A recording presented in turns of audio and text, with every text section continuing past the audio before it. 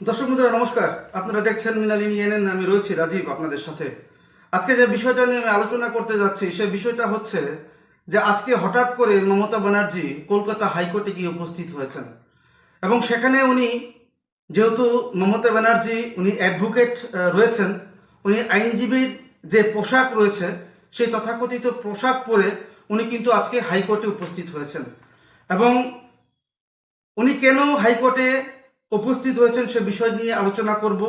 উনি বিচারকদের কি বলেছেন এবং বিচারকরা শুনেছেন ওনার বক্তব্য, সবটা বিষয় আজকে আলোচনা করার চেষ্টা করছি আপনাদের সঙ্গে।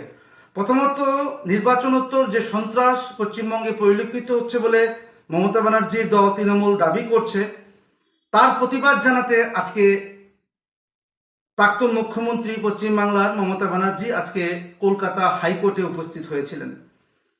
পাশাপাশি আপনারা অবগত আছেন যে পশ্চিমবাংলায় যে নির্বাচন হয়েছে সেই নির্বাচনে বিজেপি একটা বিশাল ব্যবধানে তৃণমূলকে পরাজিত করেছে।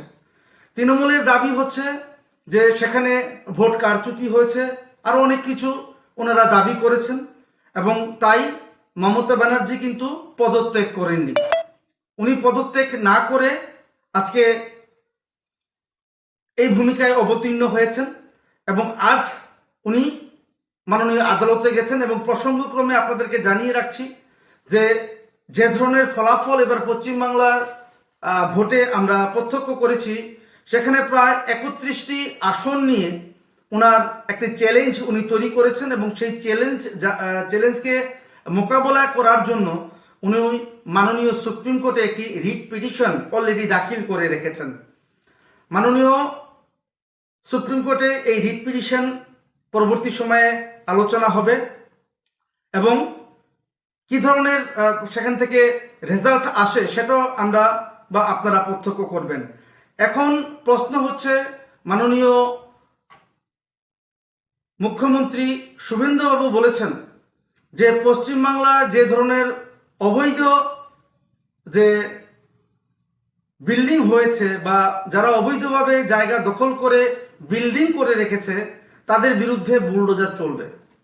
মমতা ব্যানার্জি এখানে প্রশ্ন করেছেন যে সুপ্রিম কোর্ট অলরেডি বলে দিয়েছে যে বুলডোজার চালানো বেআইনি। তো মমতা ব্যানার্জির বক্তব্য এখানে হচ্ছে যেখানে সুপ্রিম কোর্ট বলে দিয়েছে বুলডোজার চালানো যাবে না, সেটা অসংবেদনশীল, তো সেটা কি করে পশ্চিমবাংলায় চালানো হচ্ছে। কিন্তু শুভেন্দুবাবু যেহেতু উনি মুখ্যমন্ত্রী, উনি বলেছেন যারা বেআইনি কার্যকলাপ করে জায়গা দখল করে বিল্ডিং তৈরি করেছেন এবং সেটা অবৈধ, তার বিরুদ্ধে পশ্চিমবাংলার সরকার তথা বিজেপি সরকার ব্যবস্থা গ্রহণ করবে। এখন ঘটনা হচ্ছে আজকে তড়িঘড়ি করে কলকাতা হাইকোর্টে উপস্থিত হয়েছিলেন প্রাক্তন মুখ্যমন্ত্রী মমতা ব্যানার্জি। উনি কিছু বিষয় মাননীয় আদালতের কাছে উনি তুলে ধরেছেন।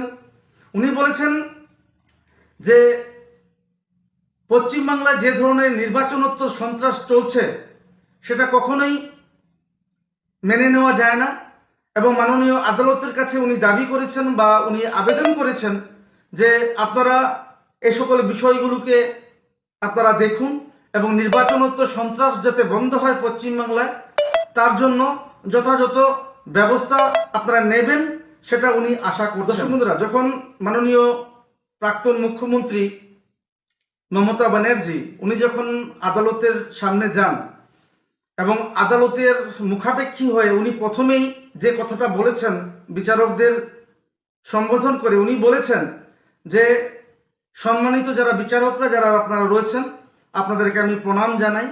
এই প্রথম আমি হাইকোর্টে এসেছি এবং যেহেতু আমি আইনজীবী তাই আমি পশ্চিমবাংলার যে নির্বাচনোত্তর সন্ত্রাস হচ্ছে তার বিরুদ্ধে আমি মামলা লড়তে যাচ্ছি। সেটা কিন্তু উনি বিচারকদের উদ্দেশ্যে প্রথম অবস্থায় সওয়াল করার আগে এ কথাগুলো বলেছেন। পরবর্তী সময়ে মাননীয়া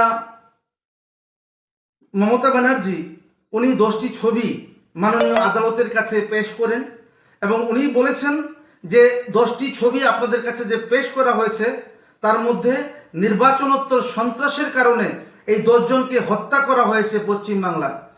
পাশাপাশি মমতা ব্যানার্জি এও বলেছেন এই 10 জনের মধ্যে 6 জন রয়েছে হিন্দু সম্প্রদায়ের। পাশাপাশি উনি আরও একটি বিষয় এখানে তুলেছেন যে একটি পরিবারের 92 বছরের একজন বিধবা মহিলাকে এই নির্বাচনোত্তর সন্ত্রাসের সামনে পড়তে হয়েছে। এই 92 বছর বিধবাকে ঘর থেকে বার করে দেওয়া হয়, তার ঘর বাড়ি ভাঙচুর করা হয় এবং তাকে আক্রান্ত করা হয় বলে উনি মাননীয় আদালতের কাছে সেটা উনি তুলে ধরেছেন।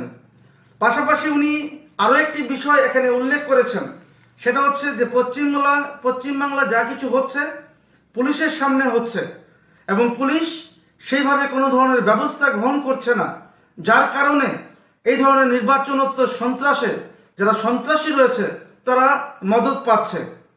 এবং এও বলেছেন মাননীয় আদালতের কাছে মাননীয় মমতা ব্যানার্জি যে পুলিশকে এফআইআর নিতে এফআইআর নিতে বাধা দেওয়া হচ্ছে এবং যে 12 বছর মেয়েটিকে হুমকি ধুমকি দেওয়া হয়েছে এবং সে যখন পরবর্তী সময়ে পুলিশের শরণাপন্ন হন, কিন্তু দেখা যায় যে পুলিশ এফআইআর নিচ্ছে না। এক্ষেত্রে উনি আদালতের দৃষ্টি আকর্ষণ করেছেন যে বর্তমান সময়ে যে ধরনের সন্ত্রাস পশ্চিমবাংলায় হচ্ছে সেগুলো পেছনে পুলিশ সম্পূর্ণভাবে দায়ী, এভাবে চলতে দেওয়া যায় না। মমতা ব্যানার্জি মাননীয় আদালতের দৃষ্টি আকর্ষণ করেছেন এবং পশ্চিমবাংলা কখনোই বুলডোজারের সংস্কৃতি ওনারা প্রত্যক্ষ করেননি বলে উনি দাবি করেছেন। এই সকল সংস্কৃতি যাতে অচিরেই বন্ধ হয়, মাননীয় আদালত যাতে হস্তক্ষেপ করেন, সে সকল বিষয় নিয়ে উনি আজকে মাননীয় আদালতের কাছে সওয়াল করেছেন। এখানে আরো কয়েকটি বিষয় আপনাদেরকে জানিয়ে রাখছি। বিজেপির যিনি বর্তমানে পশ্চিমবাংলার প্রদেশ সভাপতি আছেন, উনি কিন্তু নির্বাচনের পরেই কিন্তু একটা বলিষ্ঠ ভূমিকা নিয়েছিলেন। উনি বলেছেন যে নির্বাচন হয়ে গেছে, বিজেপি ক্ষমতায় এসছে, কিন্তু নির্বাচনোত্তর সন্ত্রাস বিজেপি পছন্দ করে না।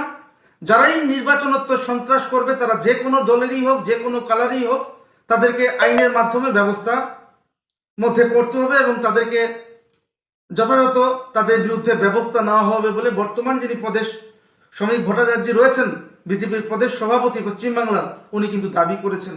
পাশাপাশি বর্তমান যিনি মুখ্যমন্ত্রী রয়েছেন উনিও বলেছেন যে আমরা নির্বাচনোত্তর সন্ত্রাসকে প্রশ্রয় দেই না, আমরা কোনোভাবেই এগুলোকে বরদাস্ত করব না, আমরা যারা এই সকল কাজ করছে তাদের বিরুদ্ধে যথাযথ ব্যবস্থা গ্রহণ করব বলে শুভেন্দু অধিকারী কিন্তু বলেছেন। আরও একটি বিষয় আজকে জানা গেছে, সেটা হচ্ছে মমতা ব্যানার্জি যখন কলকাতা হাইকোর্টে সওয়াল করতে গেছেন তখন দিলীপবাবু হয়তো দিল্লিতে ছিলেন, সংসদে ছিলেন। ওনাকে যখন সাংবাদিকরা প্রশ্ন করেন যে কিভাবে দেখছেন যে মমতা ব্যানার্জি আজকে কলকাতা হাইকোর্টে গেছেন, কিভাবে দেখছেন, উনি বলেছেন, দিলীপবাবুর বক্তব্য হচ্ছে প্রতিক্রিয়া হিসাবে যে মমতা ব্যানার্জি 15 বছর যে ধরনের অন্যায় কাজ করে গেছেন সেই কাজের খেসারত দিতে হলে ওনাকে সুপ্রিম কোর্ট এবং হাইকোর্টেই থাকতে হবে। এখন ওনার গন্তব্যস্থল হচ্ছে সুপ্রিম কোর্ট এবং হাইকোর্ট, এছাড়া কোনো উপায় নেই মমতা ব্যানার্জি। সেটা আজকে দিলীপবাবু যিনি বিজেপির উপমুখ্যমন্ত্রী রয়েছেন পশ্চিমবাংলায়, উনি কিন্তু সেটাকে প্রতিক্রিয়া হিসাবে ব্যক্ত করেছেন। পাশাপাশি তৃণমূলের যিনি বিধায়ক রয়েছেন কুণাল বাবু, ওনাকে যখন সাংবাদিকরা জানতে চান ওনার কাছ থেকে যে তৃণমূল নেত্রী মাননীয়া মমতা ব্যানার্জির এই ধরনের ভূমিকা আপনি কিভাবে দেখছেন, উনি সরাসরি বলেছেন সাংবাদিকদের যে মমতা ব্যানার্জির যে রাজনীতি সেটা 50 বছরের উপর হবে এবং উনি রাস্তা থেকেই উনি আন্দোলন করতে করতে উনি তৃণমূলকে সুসংগঠিত করেছেন এবং একটি দল হিসাবে উনি সেটাকে তৈরি করেছেন। তো মমতা ব্যানার্জি স্ট্রিট লিডার বলেই উনি আখ্যা করেছেন, এইভাবেই উনি ওনার প্রতিক্রিয়া দিয়েছেন যে মমতা ব্যানার্জি কখনোই পিছু পা হবেন না এবং আন্দোলনে থাকবেন। আজকে যে কলকাতা হাইকোর্টে যে উনি গেছেন, মানুষের হয়ে গেছেন, পশ্চিমবাংলার মানুষ বুঝতে পারবে যে এখন তৃণমূল ক্ষমতায় নেই, কিন্তু মমতা ব্যানার্জি উনি আদালতে গেছেন। পশ্চিমবাংলার সাধারণ মানুষ যারা রয়েছেন, যারা নির্বাচনোত্তর সন্ত্রাসের কবলে পড়ে যারা ক্ষতিগ্রস্ত হচ্ছেন, তাদের হয়ে উনি সওয়াল করতে গেছেন, যেটা কুণাল বাবু সেটাকে সাংবাদিকদের সামনে প্রতিক্রিয়া হিসাবে ব্যক্ত করেছেন। এখন দেখার বিষয় যে মমতা ব্যানার্জি কিন্তু, যা আমরা লক্ষ্য করতে পারছি, যা আপনারা লক্ষ্য করতে পারছেন, উনি কিন্তু ময়দান ছাড়েননি কোনো না কোনোভাবে। উনি কিন্তু ওনার কাজ বা ওনার যে আন্দোলন, যে ওনাকে সবাই আন্দোলন যে উনি করে করে আজকে এই জায়গাতে এসেছেন, সেটার থেকে কিন্তু উনি এক চুলো এখনো সরে যাননি। তারই প্রমাণ আজকে পশ্চিমবাংলার যারা জনগণ যারা রয়েছেন, ওনারা কোনো না কোনোভাবে সেটাকে উপলব্ধি করতে পারছেন যে আজকে এই মুহূর্তে হারার পরেও উনি অ্যাডভোকেটের যে ড্রেস রয়েছে সেই ড্রেস পরে মাননীয় বিচারকদের কাছে গেছেন, এবং গেছেন সলভ করার জন্য গেছেন এবং বিচার চাওয়ার জন্য গেছেন। পশ্চিমবাংলার বর্তমান যে ছবি রয়েছে সেই ছবিটা কি রয়েছে সেটাকে জানানোর জন্য, বিচারকদের কাছে তোলার জন্যই উনি পশ্চিমবাংলায় বা কলকাতার যে হাইকোর্ট রয়েছে সেই হাইকোর্টে উনি গেছেন।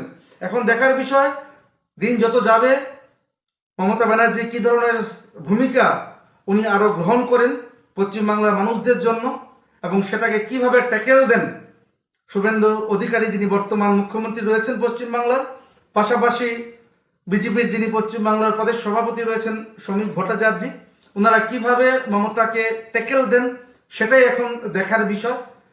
সেটার দিকে তাকিয়ে রয়েছে পশ্চিমবাংলার মানুষ, এবং সেটার দিকে তাকিয়ে রয়েছে আমাদের ত্রিপুরা রাজ্যের মানুষও।